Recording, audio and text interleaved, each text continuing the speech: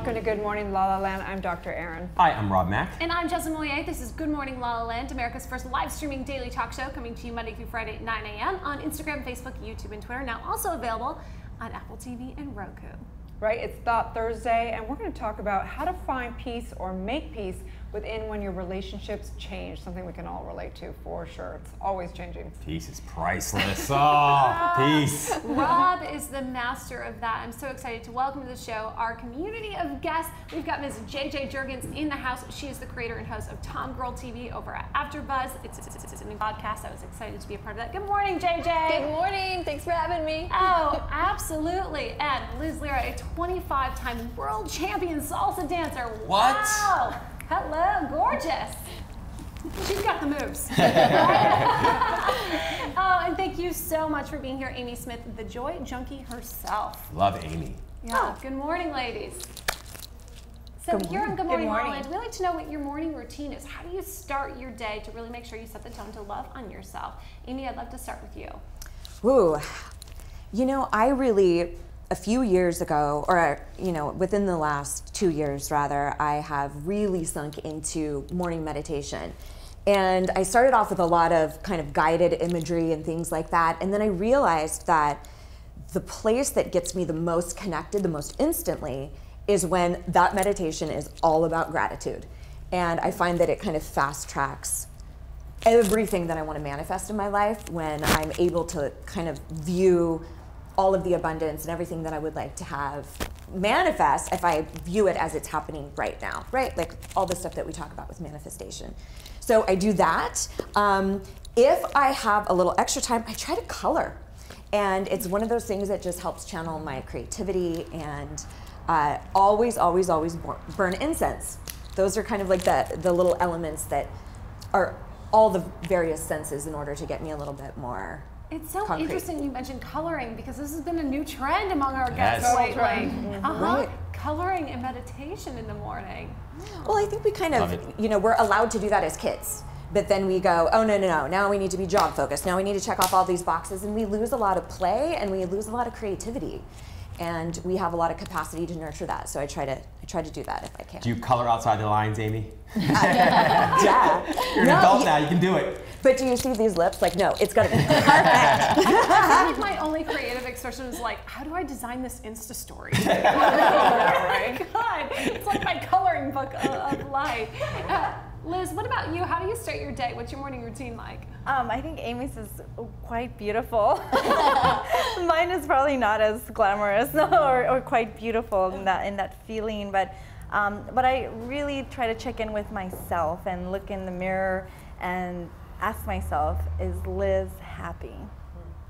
And as long as I can answer a yes, amen, thank you God, yes, Liz is happy and healthy, I'm good to go.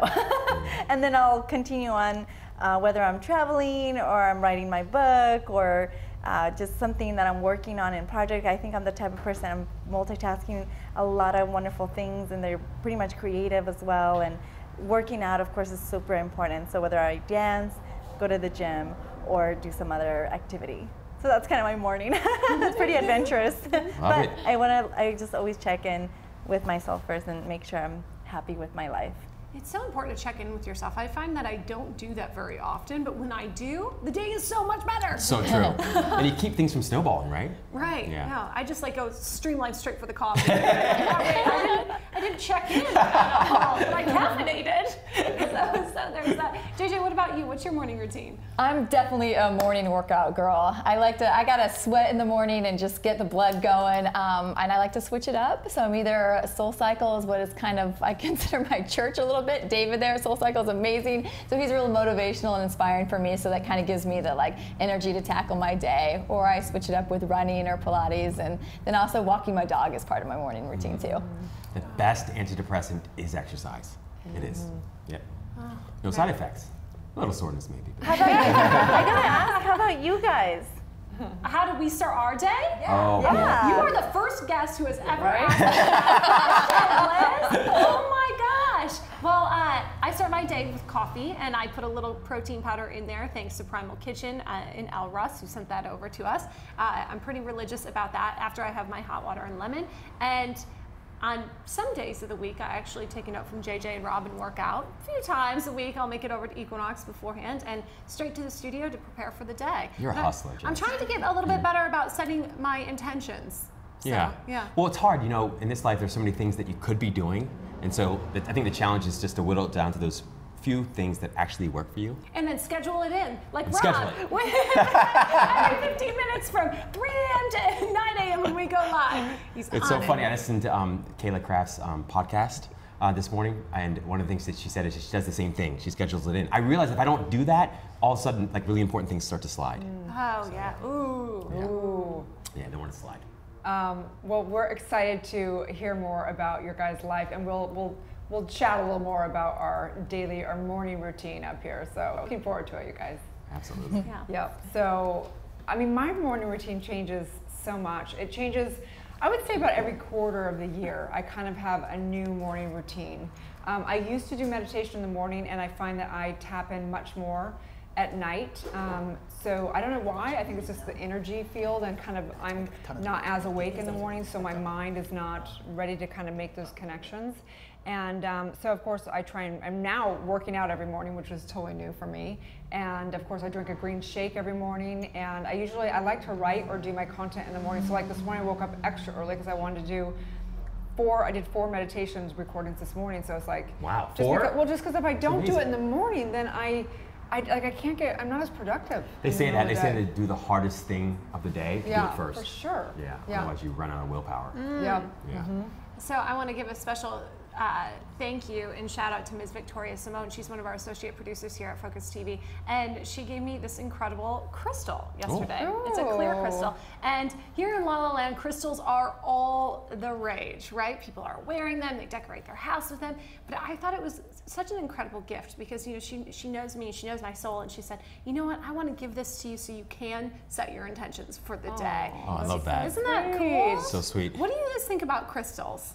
Well, I love it, and I want to hear that, but I also want to make sure that that you tell her what you did in the morning before we forget, because they didn't hear about okay. what So you real quick, do. and then we'll get to the crystal. Okay. Yeah. So I wake up like 3 a.m., 3:30. Well, I'm 3 a.m. now, to be honest with you, and I meditate first and foremost. Like even before I get out of bed, I just practice the presence of God. So for me, that's a completely quiet and still mind. Then I have a protein shake, and then I go to the gym. I work out, come back from the gym, another protein shake, meditate a little bit more, and then I'll usually read or listen to something while I get dressed. Oh yeah. Yeah. So Sorry, Jazz. I hope that wasn't rude. I just didn't Yeah. want to forget No, about that's that. okay. So the crystal. Yeah. What do you think about the Crystal, crystal? What do you guys think about these crystals? I think it's a great question. You know, I believe that everything is a symbol and energy and vibration of the universe. So of course, anything that is a higher vibration is going to be great. I don't think that crystals are going to solve all your problems, if you will. You know what I mean? Not that you're saying that anyone who's like, it's just all about the crystal. Like, I believe it's a holistic thing, and that eating the food that raise our vibration, being around people that raise our vibration, you know, having good sleep and good food and all that stuff is just as, if not more important than a crystal in your life. But I do think that crystals have power, for sure. If not, it's a great reminder. It is. Yeah, for sure. I always joke with Victoria because I'm like, where are you right now, Victoria? The crystal store? And she's like always there, and I love that. And I always joke, and I do love crystals. And I found that in my life there have been things that I've used like crystals. So I remember like playing baseball, and I would have like this lucky pebble that actually a coach gave me, and I was like in a real slump, and I put the lucky pebble in my pocket, and I was just like crushing the ball. And then I discovered games later that it actually had slipped out of my pants, and I was still and I was like, the power isn't in the pebble, the power is in me. Right. So I think at the end of the day, crystals are great if you believe in them. And it's even better if you believe in yourself. Right? Absolutely. You know, in Los Angeles, we thrive on crystals, kombucha, and community. And yesterday we had a great community of guests in the house. We wanted to show a special little recap of our show yesterday. We had Matt Dillon, who's a part of the Focus TV family.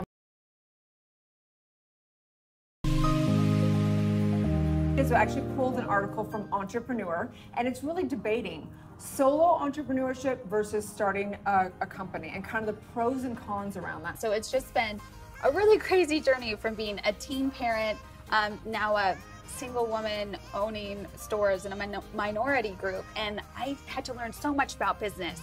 Everybody's got such a fantastic journey, and I think there's so many hardships in everyone's life, and I think I've been touched by every single one of those. You have to have a really strong support system. That's another thing we do. We hold each other accountable, and what you guys were talking about earlier too is all rising up together and all supporting each other. You're developing authentic connections and 100%. authentic relationships because 100%. you have to Right here. collaborate and build Right this here. together, right? Right here. You help me, we help each other. Thank you for being here. Sophia, your mom. Drop down the mic, girl. Drop down my catch.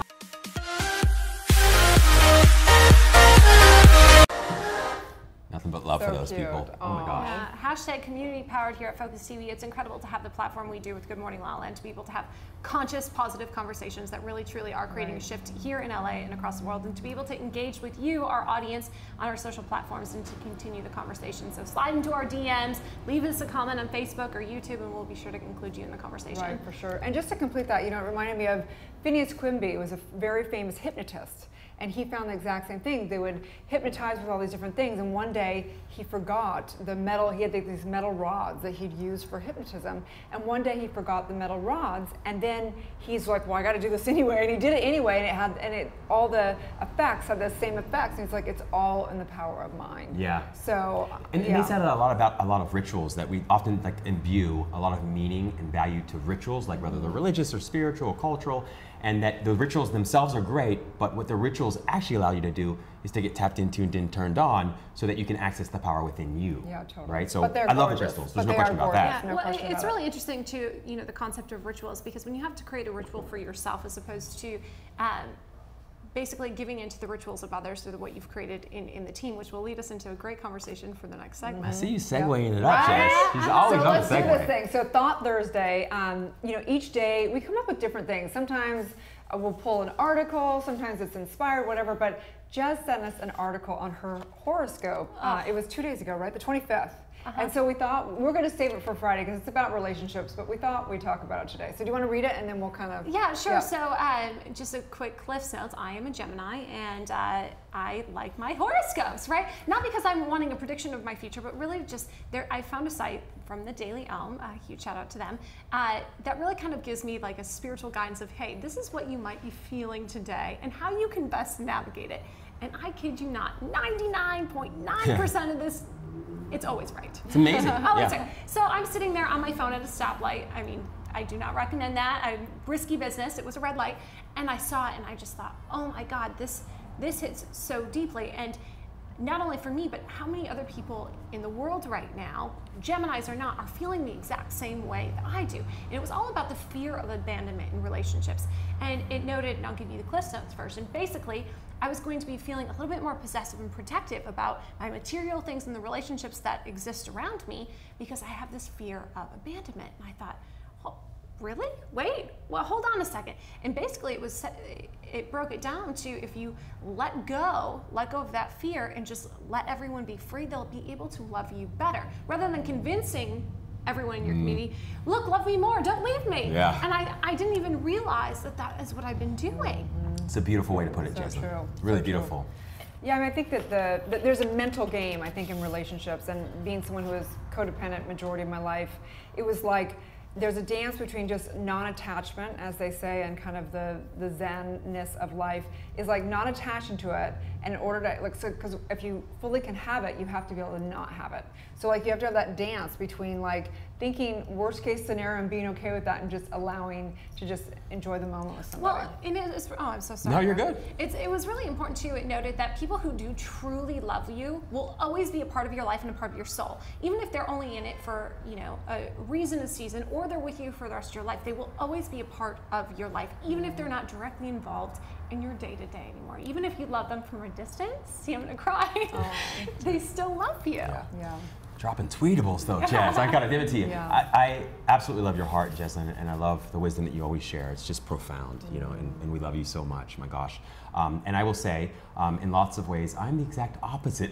I'm the person that tells people, like, abandon me, please. I just want to be left alone. And I mean it from the purest, sweetest place. And Amy and I have had this conversation. We'll talk about that a little later. But for me, and it was a shift that happened when I stopped putting my trust in people altogether. I only trust people to be and do and think what they want to do and be and think. Okay. And release your expectations I of that. have no expectations of anyone. Oh my God, I have honestly so many expectations, drop you those. guys. Yeah, of course, and it's natural and it's normal. So it's just not. It just doesn't feel good. Yeah. So I'm kind of like a child, so I don't like things that don't feel good. Right. Well, and you know, to Peter's point, we have Peter Crone on the show. He's an incredible mind architect and a valuable part of the HEAL community and documentary. And he was saying the difference between searching and exploring. And I really have been like meditating on that, right? And the thought of that. And it said in my horoscope, to explore without being afraid that adding value to your life will harm or threaten the relationships of those around you. And I am so guilty of that. And I know so many, especially women are, that if we add value to ourselves in our lives, that's gonna harm the relationship we have with our partners who may think we need them or want them or whatever it is. And so I've really kind of held myself back from that. Maybe compromise, or some would say sacrifice things that add value to me and to who I am, who feed my soul. It's interesting. So true. It People is. who really love you will let you fly with that. The truth is, relationships are eternal. Period. End of story. Whether you're with that person, whether they're not, whether they pass away, they're eternal. And in consciousness, we always can be in communication with somebody at all points in time. And I'll never forget going through one of my biggest heartaches with somebody that just, it was not right for me. It was a very dysfunctional relationship. The thing that was the tipping point that made me actually heal was realizing that I still love him. I still can love him. Doesn't mean I would have him in my life, but that the only truth is love. That love, it lasts forever. It doesn't go away. I don't think that it ever is going to go away. I absolutely agree with that. And I love that you share that. For me, there's something similar, I guess. For me, I guess the realization is and was that love essentially is happiness. That they're the same thing. That when I share my happiness with somebody else, I call it love. When I just share my happiness with myself, I call it happiness. And that at the end of the day, they're both, it's felt oneness, whether it's with another person or with yourself. But at the deepest core, it's just feeling the oneness or the spirit that you are, experiencing that, and then recognizing and seeing that in everybody else, and recognizing and realizing that that's something that's infinite and eternal, and it's not, it can't be destroyed. It might change form. So true. Here you go. You can program this crystal, apparently. You can, can I? You're such Don't a program it. I'll wear it right here on my heart. So if you can, you know, for all of us deal with relationships at all levels, knowing that if we can find peace within relationship, whether they're in your life or not, that is the truth, that we have to at some point in time know that true happiness and peace can only come from within, whether you're in a relationship that's working or not. So, Absolutely, only. Everything else is just encouragement to look back within and find it there. Right. So special shout out to those Geminis who are feeling the way I was the other day. Or Sagittarius, or whatever you are. Yeah, or whatever I am. I'm none of the above, so stay tuned, you guys. We'll be right back.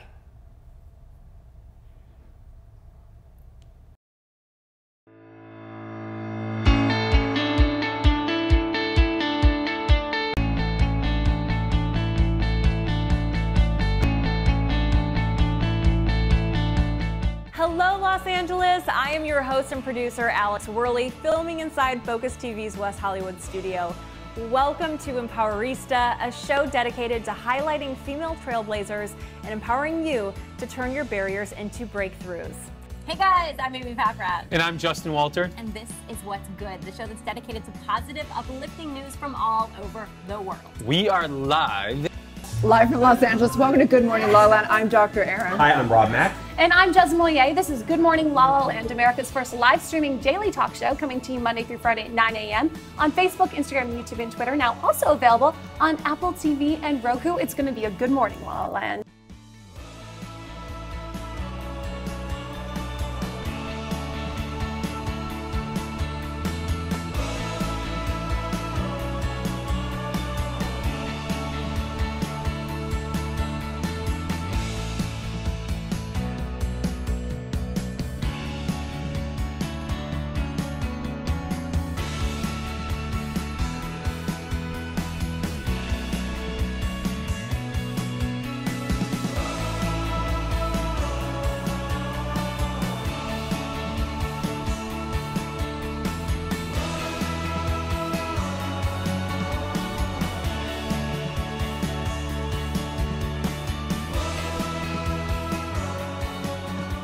Hola, yo soy Gina Moreno y soy una reportera aquí en Los Ángeles.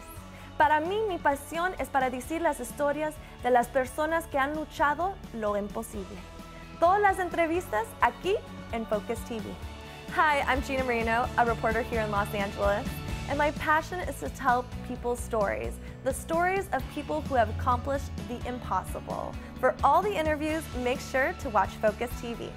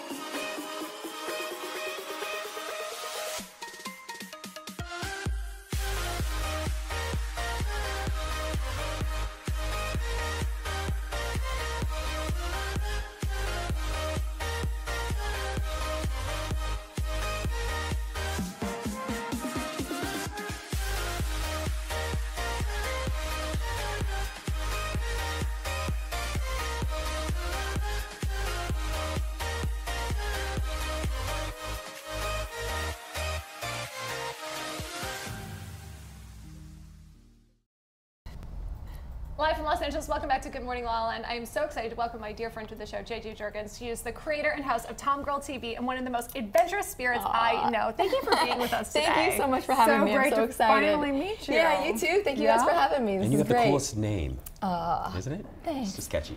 My mom, actually, she liked the alliteration, and there was a sports writer in the small town in Nebraska they were from, so she thought that JJ Jurgens, and then it worked because I ended up playing sports and got in, so I guess she set my intention out early for me. That's incredible. So tell us about your journey from Nebraska to LALALAND. Okay, well, yeah, I grew up in from south of Omaha, grew up on a lake, so grew up water skiing and boating. I loved growing up on the lake. It was the best possible place to grow up. And then I went to school. I always was a dancer growing up, and then I switched and really got into sports, so I had to give up, kind of focus. So I got into basketball. I walked on at the University of Nebraska, and then it was always my dream to play there, and then got scholarship for the last 3 years.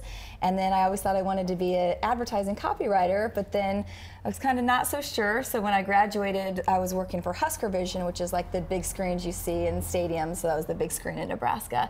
And they offered for me to stay there and get my degree in sports broadcasting and learn their Avid there at the time and stay and start producing their coaches shows.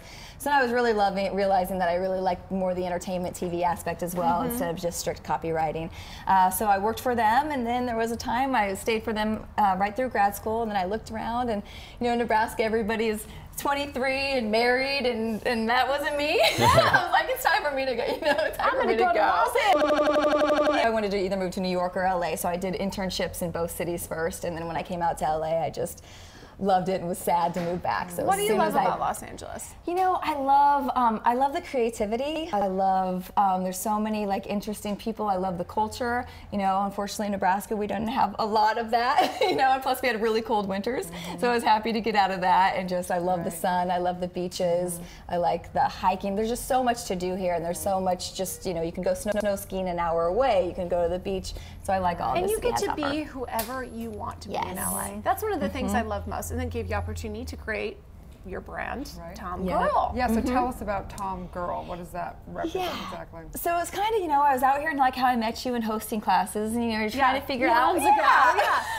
trying to figure out, okay, what's my thing? And I always grew up a tomboy. I had an older brother, and I always grew up trying to keep up with the boys, and of course loved sports. But I would always get people that be like, oh, you don't do sports because you'd be like fashion, So then somebody said in a class once, like, oh, you're like a tom girl because it combines like you're a tomboy, but you love fashion and entertainment and those kind of things. So that really like clicked for me this moment that was said, and I think there's a whole community of women out there who like feel the same. That's been one of the fun things about the show, seeing people like that who, they may be like into fashion. They'll have people say like, oh, you're not a basketball player, you look like that. So it's kind of changing people's mentality of what they think female athletes and adventurers are supposed to look like. We had Ricky Rebel on the show the other day, and he had a new video that's about the gender wheel and like how, even throughout the day now, I think in today's world, especially as women, we take on different roles. Like sometimes we have to be more alpha, more leadership. Sometimes we want to become more feminine, more omega.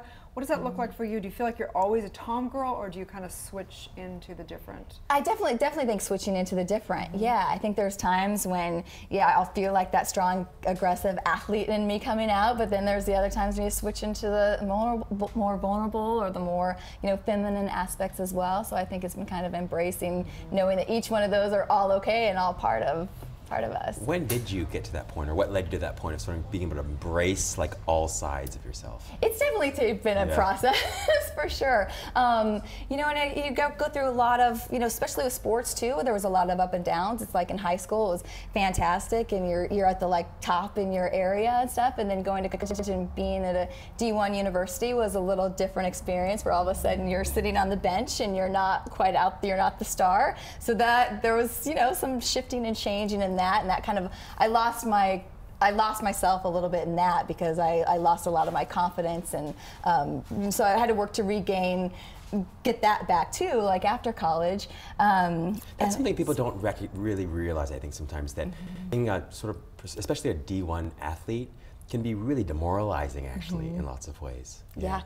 How did you build that confidence back up? Yeah, it's true, because I've actually talked with a lot of athletes too, and everybody's had similar experiences, or some don't end up finishing, and also in your college you're traveling a lot, so you kind of don't get the full, some sort of college experience as well, because you get so much time is spent in practicing. It just took, I guess, getting back to finding the things that I love to do, and because then I got out here, you get consumed with work a lot too. But then I really started finding like what I love now. And it's like, I love Tom Girl, and I love hosting, and I do voiceover as well, and I work for CBS, and I love each of those aspects. So I think it was getting back and feeling like really trying to focus on things that I loved doing, that like made me happy and fulfilled me, and then it all started coming. And getting on the routine, I started like getting back to like, okay, working out in the mornings and knowing like how my body works best and how I mentally function best throughout my day. So discipline. So tell us about your show. Okay. So we cover sports, entertainment, fashion, and an adventure. So we'll have people from all walks of life. I like to combine. It's kind of like, I guess, a GQ magazine show for the Tom Girl world. But it's also like showing those people so if you have an actor, it's not really just talking about their role on the show. It's talking about, will they like to go hiking, they're like a snowboarder, or like other aspects of their life that maybe people don't see all the time. It's my favorite kind of shows. Well, recently Sarah Pendrick was on the show. She's a friend of ours and has been a guest, Girl Talk Network, right? Yeah. So she was just on yesterday, or Tuesday. Tuesday. Yeah, Tuesday. And I loved her community because it's also about, I also want to grow like a good, strong female community, and I love what she's doing and everything that she's talking about. So just try to find a place where girls can also talk about like, hey, I love looking at adventure people on Instagram, and so we can share like, oh my gosh, if you like to do this, then you need to go experience this, this crazy adventure, or find a community where people can like interweave and find things that they're really passionate about. I love that you have created that community for yourself, and you really prioritize your self-care. I mean, I'm watching you on Instagram, and you're going all over the world doing all these amazing things on your bucket list, and it doesn't seem like you're waiting for anything. You're not waiting for the moment when it's going to be perfect. Then I will go on this vacation. Then I will be this beautiful goddess self. You're living in the moment and embracing that now. Tell us a little bit about that. Yeah, that was a shift and change for me as well too, because it's like now a lot of my friends and everybody, they are married and they have kids and those kinds of things, and it's like I finally was like I just have to live my life and do the things that I want to do. So yeah, I just hiked the Havasupai Falls, which was something on my bucket list. So I just did that last month, and you know, I just finally was like, I just have to live, and there's so many fun things out there, and there's so much to this life that I just want to explore and take in. So yeah, I guess I probably about 2 years ago when the show kind of started, really made the intention of like, I really want to start doing those things, and I really want to start meeting a lot of people who are doing those things. So I want to have the show so I can bring them in and talk to them about how they're doing it as well. Don't wait for the time to be perfect. The time is now. Yeah, for sure. Yeah. That's right, for sure. What do you think has allowed you to make a living from following your bliss? Because I think that's ultimately what everybody wants to do. They want to do what they love, and they want to make enough money doing it that they can continue doing it, and only it. Yeah. So what is it, you know, how's that worked for you? Well, I'm still in that, because I ultimately, yes, if I could just be doing, you know, the Tom Girl show, I definitely have bigger dreams for, and I want that to happen, so keeping that out there. But I have been very fortunate to be at CBS television. They have been fantastic to me, and that was my first job literally 2 weeks after I landed out in California. And I have a really good, I work in the on-air promo group, and they've been so supportive and kind to me with other things that I want to follow. And that's actually one of my first jobs there, was directing the voiceover sessions, and I was like, oh, I love this. So they were supportive in helping me get into voiceover. So I hustle. Like, there's definitely a few things that you do in order to be able to do, you know, like I can't do it full time yet, but those jobs and having those, using the connections I make from the different jobs, and also putting it out there. Before I was like, oh, I don't know if I should tell like them that I want to do these other things. But then once I kind of opened that all up and was like, well, this is who I am, this is what I want to do, I hope this can all work out for everybody. It was just like this overwhelming support, where they also were like, oh, we heard your voice on this, or we heard you doing this, or wait, tell us about Tom Girl. We knew about. So instead of trying to keep things like, you know, to myself, or like not let people know I'm doing all these extra side things, you know, once I kind of opened that up and just started putting it all out there, then it really started taking off more as well. Such a good point, yeah, because I think it can be challenging sometimes. You're like, do I want to share everything? Is that going to dilute or somehow take away from this other thing, main thing that I wanted to do? But in your case, it's definitely contributed really positively to And the it's end goal. amazing. The more you tell your story, the more people will embrace you, love you, support you, and build you up, especially in Los Angeles. And I think that's so important, because people don't necessarily want to always be open about what they're experiencing emotionally or what they're pursuing until they've got it all figured out, right? Well, let people in and let them help you grow. Yeah. Go up together. That's huge, because even with the Tom Girl, like I see in my head some different things, so it's hard because we're such perfectionists. Oh, absolutely. And I was telling you, like, a long time what held me back from starting it, because I had the idea like years before it actually got going,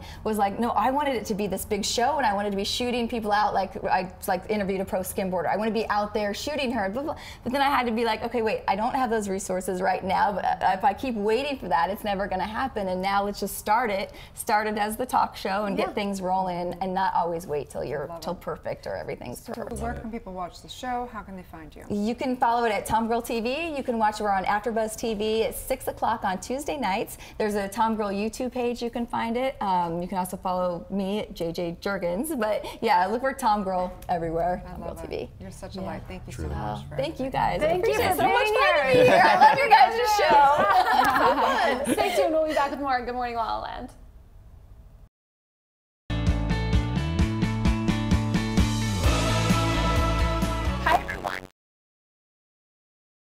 Tuning into This Week in Focus. My name is Victoria Simone, America's first live streaming daily talk show network, but you already knew that. And today I have my favorite girl, Jez Moye, co-host and producer of Good Morning La La Land, America's first live streaming daily talk show. Yes, so last week on the Focus TV network, we had the Renwood Show featuring Malcolm Hatchett. Yes, we had on hashtag Harry and Kelly, Tara Erickson, and that girl is on fire. Fire. Hilarious.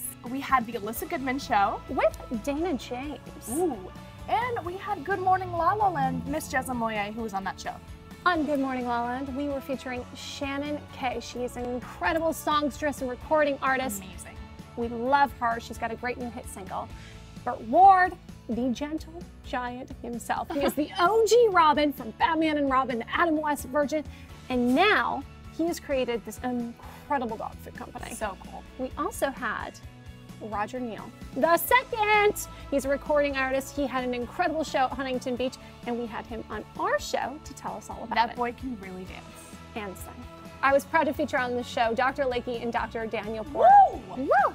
They have played an incredible part in my personal healing and brought to life so many of the dreams and visions of the people of Beverly Hills at their plastic surgery center. And Dan Holtz, the co-founder of the Beverly Hills Rejuvenation Center, was here. He was talking stem cells, hormones, and thyroid to really live your most beautiful life from the inside out.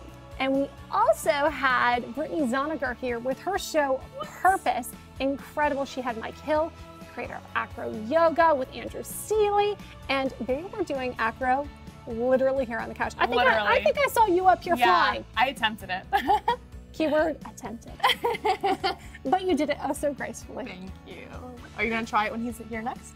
Absolutely. Yes, not. we're gonna see some footage of that. But I will show you my new show called Startup Studios. It's featuring some of LA's hottest entrepreneurs. Awesome. And we had some fun filming here on our 32 other talk shows. Let's take a look. You got this, girl. Here we go. Oh my God, you're gonna make me laugh. That was a good practice run, though. It was a practice run, a little slow on the uptake. Let's. Hi, my name is Jessie Golden, and I am the creator of The Golden Secrets. No, hang on a second, sorry. Can we start over? I'm Wendy Brokaw. I'm Paula Marshall. By the way, this is politics, okay? This is not ticks. I hated it. Let's do it one more time. Well, that's why I created Just a Thought meditation recordings, so that you can meditate in your sleep. Pause it there. Can you edit it in? Being new in town, it gives me a perspective on, oh shit, no, that was wrong. No, can we start all over? That's too much talking. No, I'm an actress. I mean, you've seen me. Hopefully. Yeah, it's like so hard. It's so hard. That was so hard. Once you go chocolate, you don't want to stop it. Oh, God. I'll stop. Let's do it one more time. Bitching, Didn't work. complaining. Let me do it one more time. We're going to do it one more time. Ready? And action. Do I just talk again? If you are vegan, you get a vegan broth. Jesus, guys. Fuck. I'm blah, blah. I wish my boobs looked like yours. Where are they? Andy, did I make it fun yet? Thank you. It's no longer a golden secret. We're done. Thanks so much for tuning into This Week in Focus. My name is Victoria Simone. And I'm Jessamine Moyer.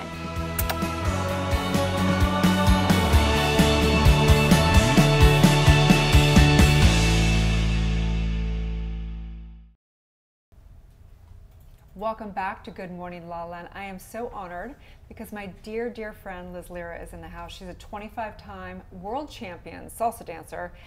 I love you, woman. That's what I gotta say. I love you too. I'm so happy to be here also. Yes. Yeah. You wonderful co-host. So we obviously want to talk about your new book, but before we get to that, we want to hear, because not everybody, we want to hear your story. Tell us a little bit of, I know your story, but I want everyone to hear your story. I want to know. Oh my gosh, let's talk about it.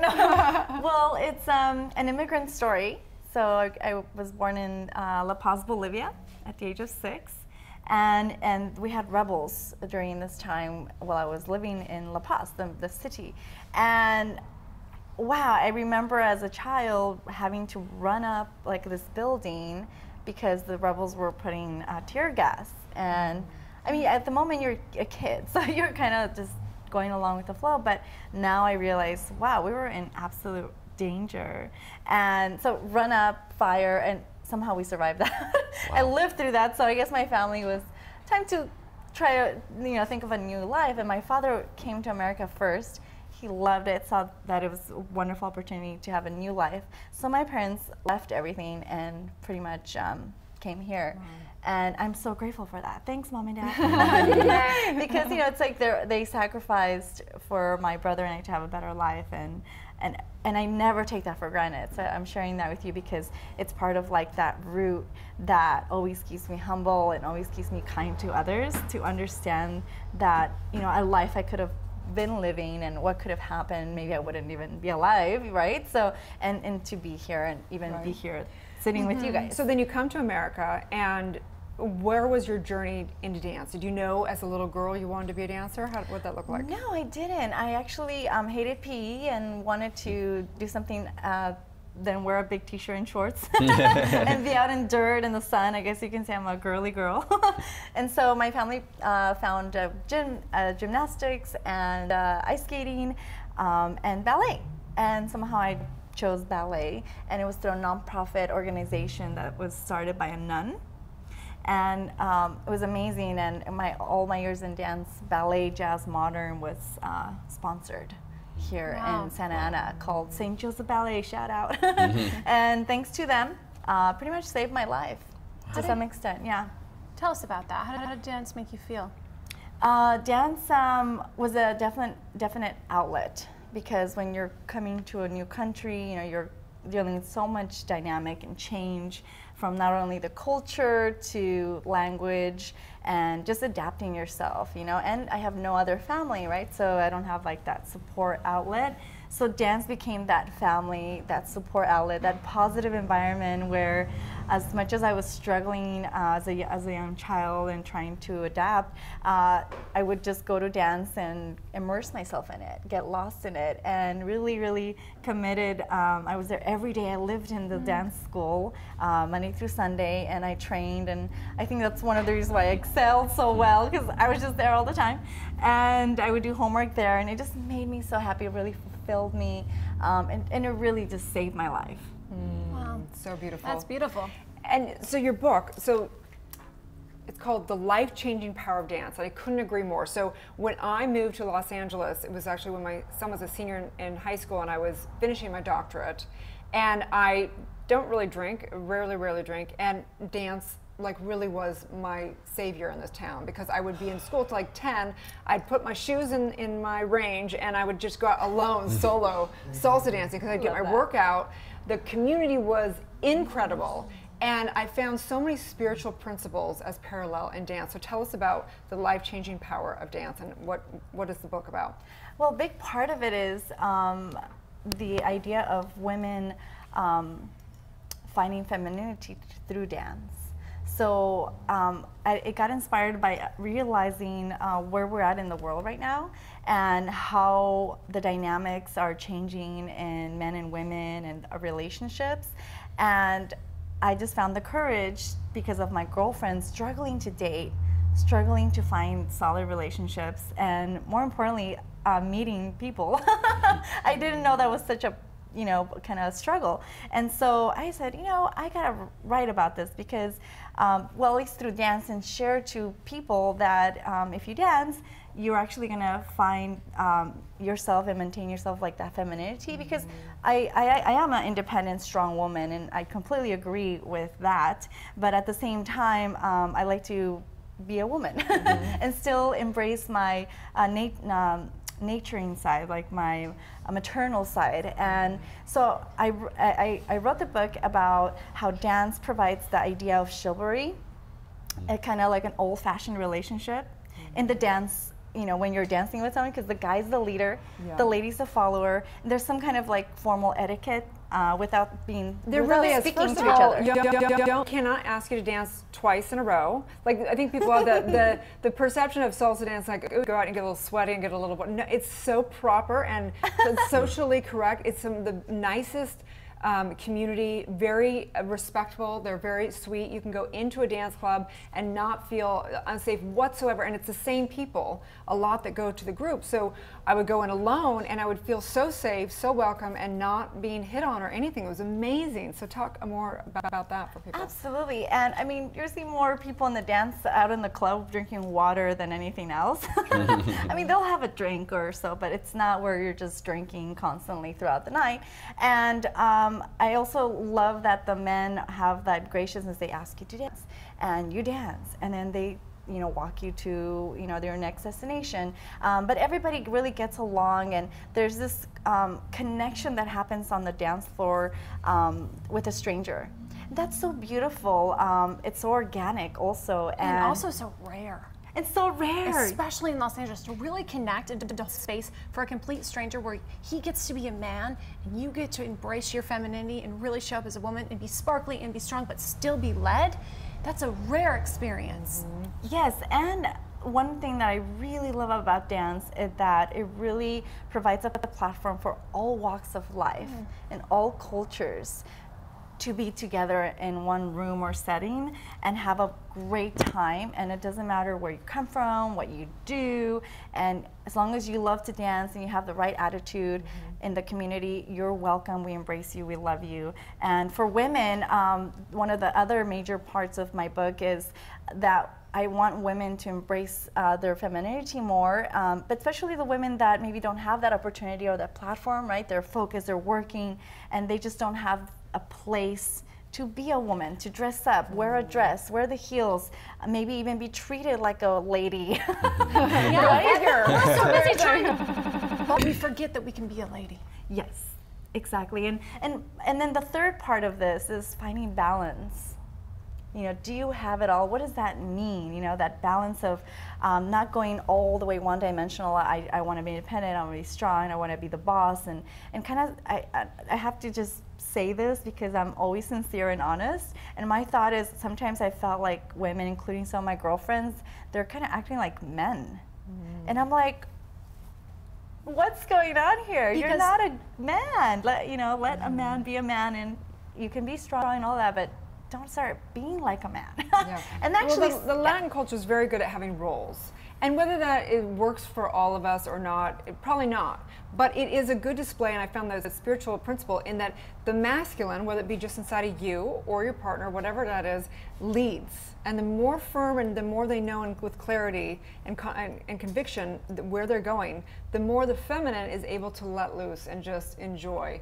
And that's what I love about salsa, is it really teaches the masculine and feminine, even just within ourselves, that part that knows what we want, but also gets to have fun and just gets to relax and enjoy the process. It's so cool to see the transformation of women who are boss and who have really powerful positions in the work life. They come to dance and they start slowly transitioning and saying, oh, okay, I need to relax. Oh, I don't have to be so stressed out about this.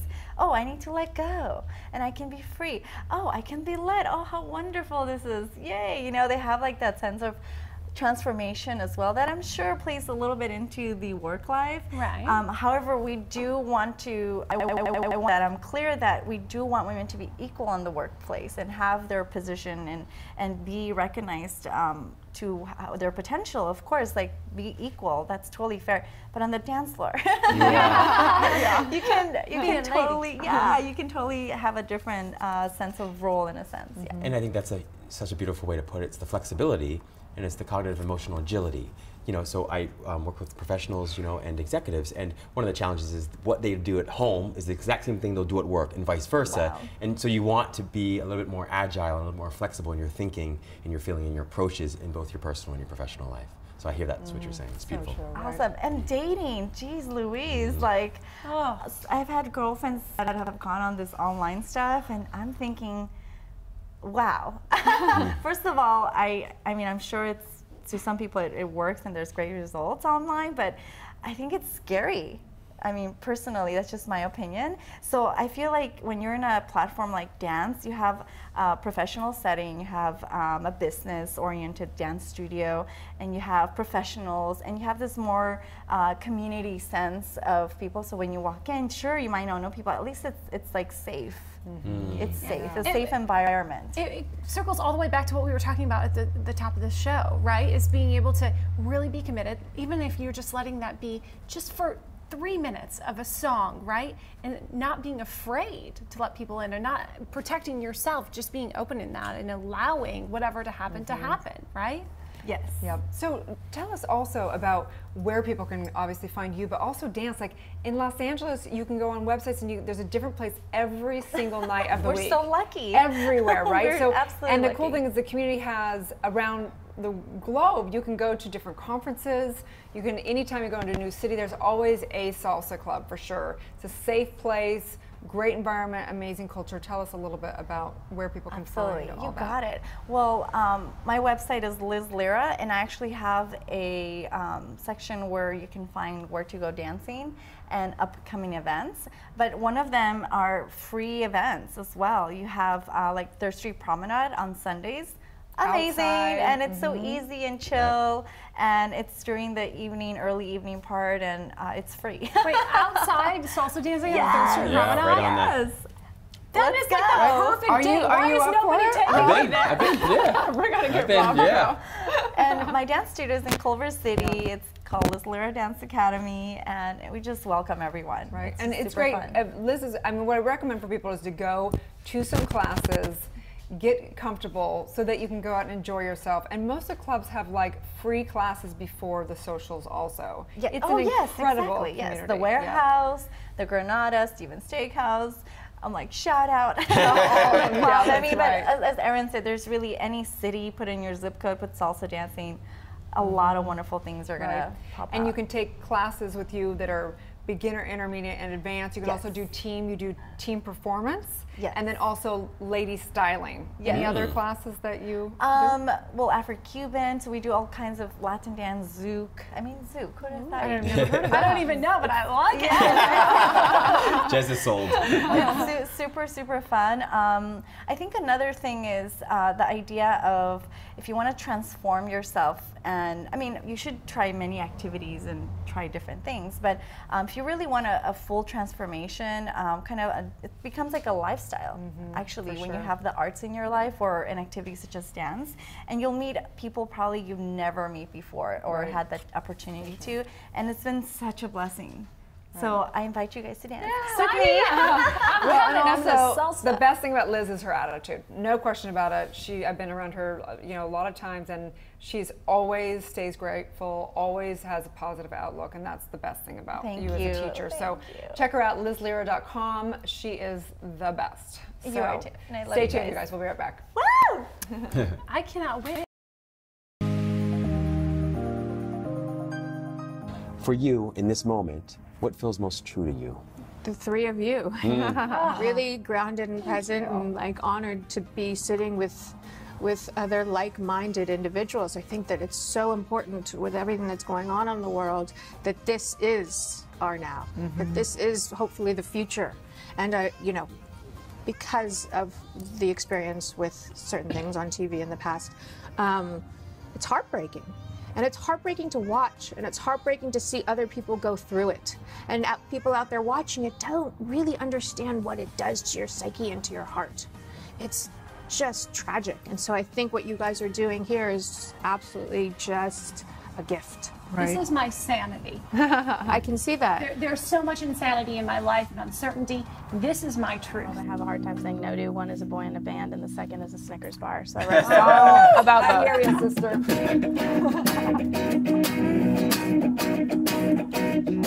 Chasing you down like an ice cream truck. Every damn time that my phone lights up, I'll be salivating at the sound of what's up. Yo, what's up? Boy, you're delicious. It's too bad you ain't nutritious. When you say my name, it's like candy.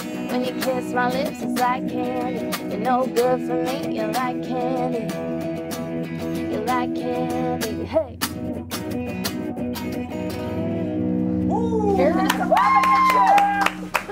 Oh, thank you guys. Love addiction. I hear it. Wow. Do you guys want to be my backup singer? It's like, okay, you guys, come on. We need to get vulnerable here. Totally. I think it's okay to pepper it in, and I love beautiful content, and I've always been a fan of putting out really quality content, but at the same time, I think that it's really important for my industry to tell their story.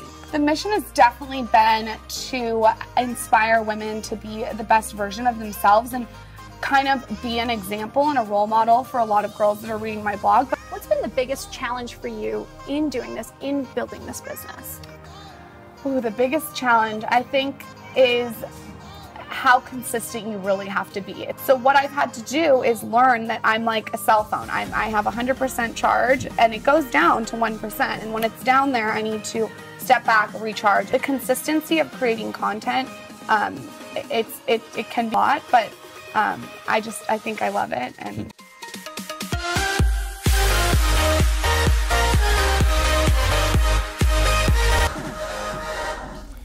If you care about happiness even a fraction as much as I do, you're going to want to hear from our next guest. She's Amy Smith, and she's the Joy Junkie, podcaster, coach, speaker, writer. She does it all.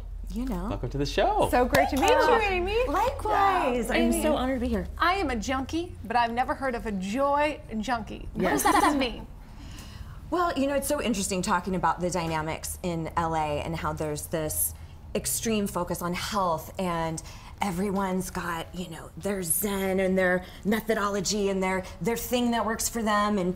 And you know, I saw so many people who were turning to things that actually weren't healthy, you know, and that were so incredibly addicting, that was not leading to any type of fulfillment, wasn't leading to any type of richer connections with other people. And I thought, what would change if we were as addicted to our happiness? You know I love that. My brother, yeah. Addicted to our happiness as we are to everything else that tells us we need to look a specific way, or check off all the boxes, or do feminine right, or do masculine or boss right. And so I loved what JJ and Liz had to say, because those are the things that we're kind of, we fall into this pattern of here's what we're supposed to look like and here's what equals happiness, without really internally checking in. I will say right now that I think a lot of people feel guilty about being happy or investing in the search for their happiness, because there's so many other things they have to invest in, right? Their health, their careers, you know, building their finances and security and all those things. Happiness isn't the top of the list for most people. That's right, that's right. And how's that working out? Horribly. Right. We have the other addictions, right? We have all of these other things that we go, oh, this must make me happy. And you come up empty, and I see it really pervasively in kind of the 30s, 40s, and 50s crowd, where they go, I thought happiness was supposed to be here by now. I did all the things. I checked all the boxes. So what the hell is this? And I know you have such a great story about that too in your own life. And I think that we need to switch what we think about love, self-love in particular. Like, we don't look at any other nature of love between humans, between animals, between mom and child, or we don't look at love in any other approximation and go, that's selfish. So why the hell would we do that towards ourselves? I just love that. Right? One of my favorite expressions is Abraham Hicks, and they essentially say, isn't it weird people say to you, you know, you're so selfish to not do what I selfishly want you to do. It's essentially what people say. Totally. Right? Like, you didn't do X, Y, or Z that I wanted you to do, so you're selfish. Hello? Right. So we're all self-interested. Yeah. And talk to us a little bit about that, because I know you've had a very interesting journey sort of to getting to this place where you are self-loving and you are, you know, happy and all those things. Like, what was your journey? Oh, Jesus, how much time do we have? Open the floodgates. I know, and I'm like, don't have tissues. So I grew up in a really conservative, born-again Christian family. And in working through a lot of those issues, I have uncovered that it was fairly cult-like and very militant, and a lot of being enveloped by guilt and fear. Every behavior, every choice was always about avoiding the guilt. Like, what would look favorable in my family's light? And you know, like, my dad really wasn't messing around. He had a master's in divinity, a doctorate in ministry. Like, they were on board, right? And I felt like there was this big piece missing about intuition. I feel like that's our divinity, that's our God. We already have it, everybody. Spoiler alert, we already have it. And so I had a very pivotal moment. I was involved in personal development. I have been for like a good 10, 15 years. But I met my father in 07. And then, thank you for saying that, but it was actually a beautiful, incredible experience that I'm super grateful for. But I performed my father's makeup for his viewing. Yes, so I did makeup on my dead dad.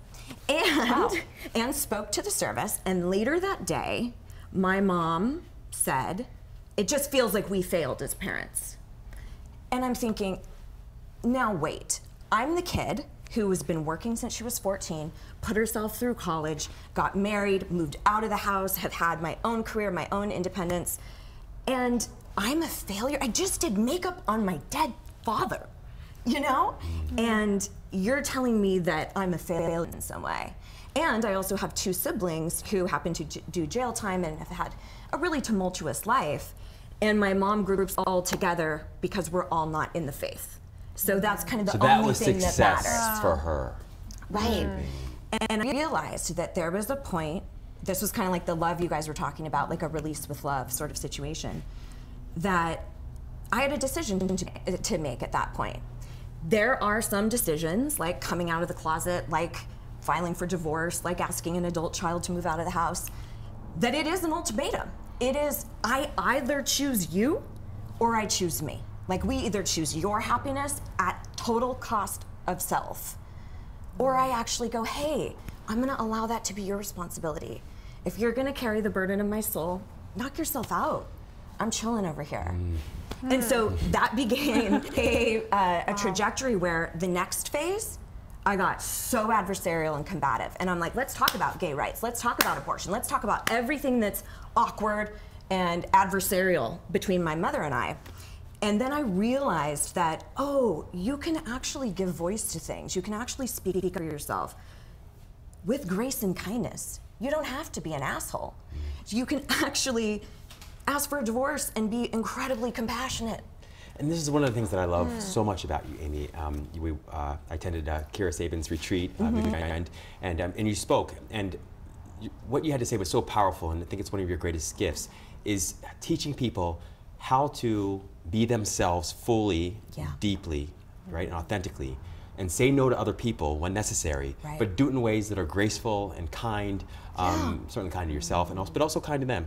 Talk to us a little bit about that, because I think people struggle with that. They know that they don't really want to be doing X, Y, or Z. They're doing it out of obligation or guilt. Yeah. Okay, it's not making them happy. They don't want to do it, but they also don't want to let people down. So. Yeah. So I really think it's kind of twofold, right? I feel like there's the internal piece of truly believing that your voice matters, that my wants, opinions, needs, stances are just as important as somebody else's, just as important as your boss, just as important as your parent, or your guru that you're studying from. So there's that internal piece of what I am is already innately enough, right? And then there's the second piece of how do I communicate that to the world? What are the actual language phrases that I would use to say, oh, thank you so much for inviting me. Unfortunately, I'm not available. Instead of making up some lie, right? So I always try to operate from the mantra of don't let your silence make you a liar. If there's something that you are, tweet it, everybody, tweet it. Wow, production, I'm gonna need a pen. Take notes. You know, because I think there's a lot of times we buy it, we have a ton of phrases for them, like rocking the boat or opening up a can of worms, where we go, no, no, no, better for you to be a liar, essentially, inauthentic, and not say what's real for you. And all that comes down to is a fear, right? It's the it's the primitive fear you were talking about earlier of what if I'm not loved? What if I might die? I mean, that's really the primitive. The interesting thing about Amy is that, well, I am a doctor of divinity. Yes. And awesome. you know, and I believe that what you're teaching right now is really, my schooling is in, you know, it's metaphysics, really, if you will. It's science of mind. It's understanding that we do have it all inside of us. It's not up there, and you're not wrong or bad if you don't, you know, preach to whatever, whatever's there. And so I truly believe that your dad and your mother have been incredible teachers for you, because look, you're literally teaching ministry right now. You're teaching truth. To have your voice and that specific thing is, that is ministry. And so I think it's so ironic and beautiful how life works. Yeah. And knowing the perfection of it. And so. My question really is, when someone comes to you, when they are working with you, what does that process look like? How do you, because how do you teach this, right? How do you teach somebody to find their voice? Yeah, oh, such a good question. Well, there's a whole 12-step program for it. Ironically enough, my program is 12 steps. Yeah, it's 12 weeks. But we start internal, and we start looking at the basis of kind of the roots of the tree, right? So if we have the branches and the fruit, that's kind of how we think and our emotions. Underneath all of that is a pervasive belief that's fueling everything. So we can kind of band-aid ourselves up with an affirmation here or there, but if you're not operating from a place of value, then that will permeate every relationship. It'll permeate every behavior choice and your language and your words and how you use them externally and internally. So we start there and we dismantle all of this stuff that's not working. Then we move into who do you want to be? Like, what really lights you up? Who is Jez? Like, what does she want to accomplish in this world? What really brings her that fulfillment? And then we move into how does that relate to other people? How do we actually say no? How do we establish boundaries when everybody else is handing you this giant pile of guilt and you have that choice of like, do I take this in? Or do I go, oh, I'm currently not accepting that, right? No guilt here. So that's sort of the trajectory. And then we look at maintenance, because I don't want anybody to ever be dependent on me. Then my job has not been done, right? I'm about creating that mirror and saying like, look, at the beginning, just take my word for it that you're enough, but we're gonna get you to that place where it's so you can really rewire like that? Because I can Absolutely. hear you and I can believe that, but I don't know if I really believe that. Right. Those roots run so deep. Of course. So how do you change that? I mean, how are you literally rewiring someone? Yeah, so, well, it's, I'm like, gosh, we spend an entire 2 or 3 weeks on that in particular. A lot of it is about understanding the subconscious messages that you received in your youth and attached to them as fact and then lived into them. So what's so beautiful about that is we do that subconsciously. We don't go, let me just forever believe I'm not enough and that will negatively impact my first marriage, second, nobody does that. We just go, oh, I should probably get a degree, or I should, and we don't think about how all of the messaging that we've received from media, from any source, largely from family of origin, how we take a set of circumstances and then we go, oh, that must mean I'm only valuable if I'm witty, or whatever it might look like. So we do some processes of, excavating and getting some stuff out, which is so fun. It's painful. Yeah. Like, show me somebody with a rockin' bod who hasn't been in pain from physical activity, right? Like, you don't get them gains by chilling out and having no. That's why I'm crying like every day, every morning. I'm crying. It's just to get that body. It's so wonderful to talk. And unfortunately, we're running out of time, but it's such important work. And I truly believe that whether you're going to, scripture or to self-help, it really is all the same. The interpretations may be a little twisted. That's right. Christ consciousness is really awakening that highest consciousness within us. So I know for sure that it's not about the preacher, it's about the truth. That's and you are teaching that at whatever level. So thank you so much for, contributing. And where can people find you? Everywhere online as The Joy Junkie. Junkie is Junkie. And I do a podcast weekly with my husband, who's kind of the Robin to my Batman. He's dope. He's dope. He's a gem. So there's tons of free stuff over at thejoyjunkie.com, and come hang out. I'll show you. I'll show you. Okay. I'm there. Awesome. Stay tuned. We'll be back with more. Good morning, La La Land.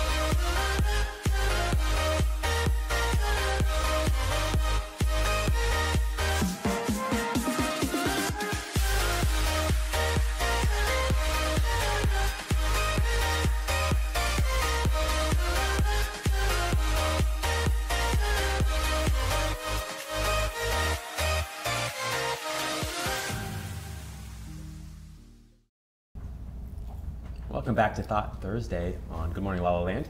We've been talking today a lot about peace and happiness and joy, the things that I love most in life and people. And the question of the day, I think it was probably said a little differently, but the question of the day essentially is, how do you find peace amidst confusion or chaos, whether it's in relationships or other parts or areas of your life? So I want to start with you, Amy. Ooh. This might be wildly unpopular, I don't know. but here we go. I think you don't. I think you allow the chaos, right? Like, I think that we are so quick to not want to feel pain, to not want to feel guilt, embarrassment, sadness, that we just go, how can I make this stop immediately? How can I make this just null and void? Instead of going, okay, there's an energy there, there's something here. What if it's just messaging? What if it's just meant to teach me something? So what if it's this constant state of overwhelm that I find myself in? Maybe that is the pain that I need to receive in order to know that I need to change something in my schedule. Like, hey, something is not in alignment. So I think that you kind of put a little container around it and you allow yourself to sink in and you feel that. You really nurture it and you honor the stuff that brings you fulfillment as well. It's like a yes and. Love. How about you, JJ? I guess for me, it's always just taking a breath, slowing down, just getting quiet with it. And then if I can, it would be going outside, getting in nature somewhere, some water, some trees somewhere to just kind of calm it down for a little bit. So helpful. How about you, Liz? Well, Amy, I think you're amazing, but to some extent, maybe I'll be the opposite of you. Take it, girl. But hey, it's all good, because I feel like life is too short, that I don't want to ponder negativity or anything that I've done or caused to kind of shape my life in a way that it throws it off balance. And so I ask myself, do I need this? And the second I say, I don't need this, whether it's material or a person or energy, I shut it off, I cleanse myself, and I honestly do the opposite. I move right along because I believe that we have the power in ourselves to make that choice, because it's all about choice, not because somebody told you, not because you have to.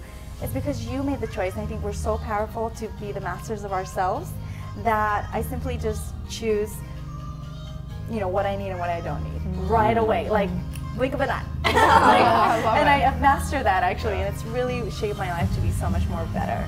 That's fantastic. Thank you. I'm part of the underground fight club. That's how I make it happen. I'm not. Thank you guys so much for joining us. It's Sunday mornings here at Good Morning LALALAND. We are America's first live streaming daily talk show, coming to you Monday through Friday at 9 a.m. You can listen to all your favorite interviews available as a podcast and iTunes. That's right, we're waking up the world together. Please like, share, and comment, you guys. Have a wonderful